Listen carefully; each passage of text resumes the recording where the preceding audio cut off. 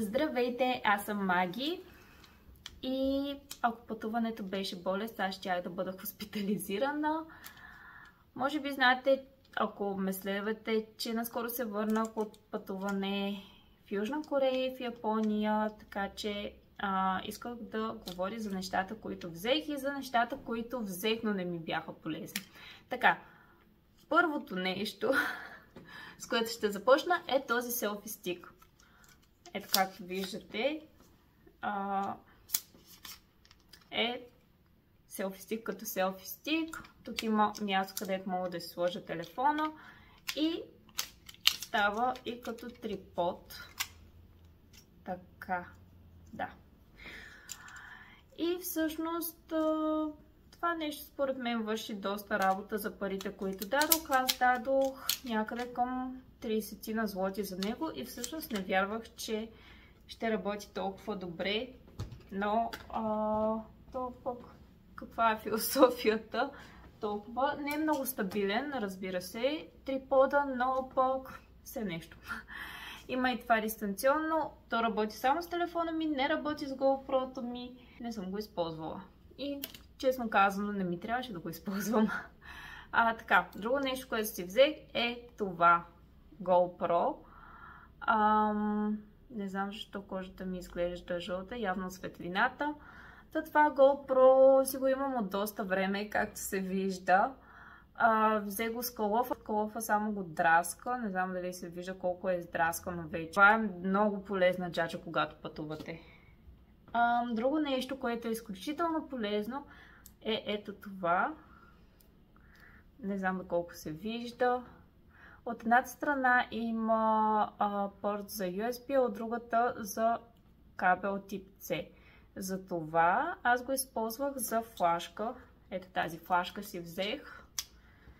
И когато вкарам флашката и порт тип C, там където си зареждам телефона, всъщност флашката я използвам като място, на което да си прехвърля файловете от телефона.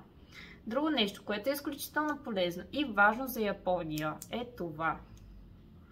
Така, това както се вижда е адаптер и е доста по-различен от нашите. Аз това нещо много си го използвах всеки божи ден. И всъщност си взех само едно. Препоръчвам ви да си вземете две. Ако сте на соло трипче, ако сте повече хора, може би по-добре да си вземете повече. Аз това си го поръчах от Полша и в Япония ги има, само че според мен е по-удобно да си поръчате от държавата, в която живеете предварително. Друго нещо, много важно, чадър. Аз отидох през март-април месец и се предполагаше, че ще има 10 дъждови дни. В дните, в които бях там, имаше доста дъжд. Особено в село, първия ден беше дъждовен. И трябваше да го прекарам в мола, защото не осъзнах, че чадъра ми е в раницата. Той беше там през цялото време. Взех си дъждобран, но дъждобран никога не съм го използвала, така че това е по-добре нещо, което да не вземате, за да не ви взема място. Друго нещо, което си взех, ето така, не знам дали се вижда. Да, мисля, че се вижда. И пак изглежда жълто. Това е четка за зъби, която използвах в самолета. Така, слагате си пръста и след това си миете зъбите. И всъщност то ще усеща ментови аромат, което е добре.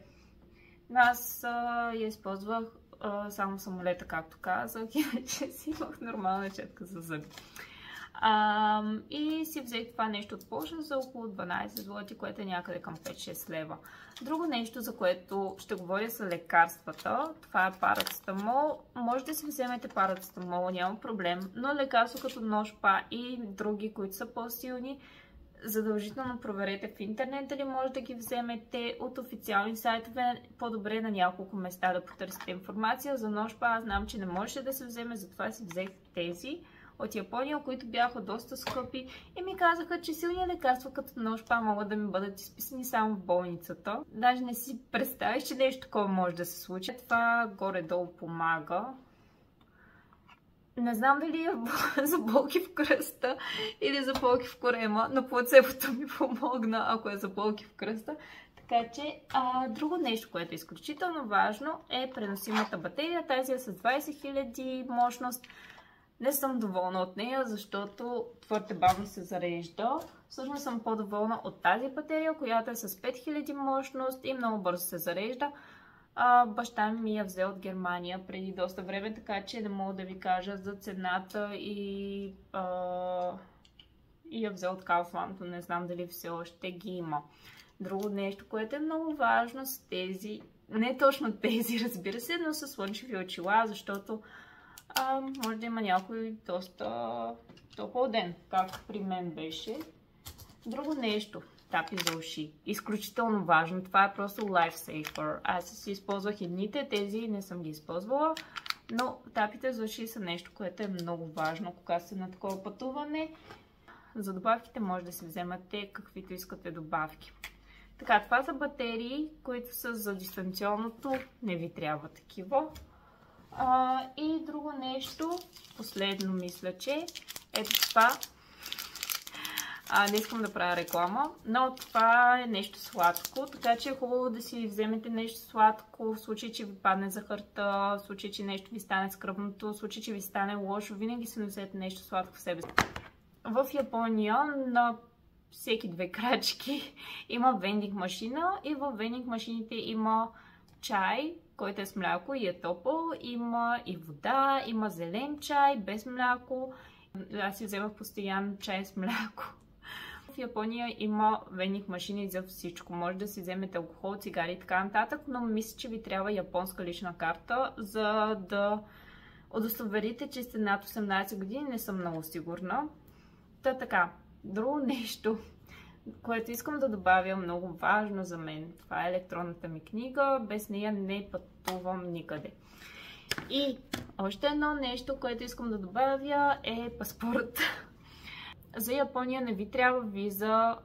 Ако ви е харесало това видео, натиснете лайк бутона, абонирайте се за канала ми Скамбанка, защото от моят личен опит забелязвам, че когато съм абонирана за някакви хора, не ми излизат видеята, ако не съм абонирана с Скамбанка. Така че ако са ви интересни тези видеа, се абонирайте с Скамбанка и коментирайте това видео, задавайте вашите въпроси, аз ще се радвам да отговоря на тях.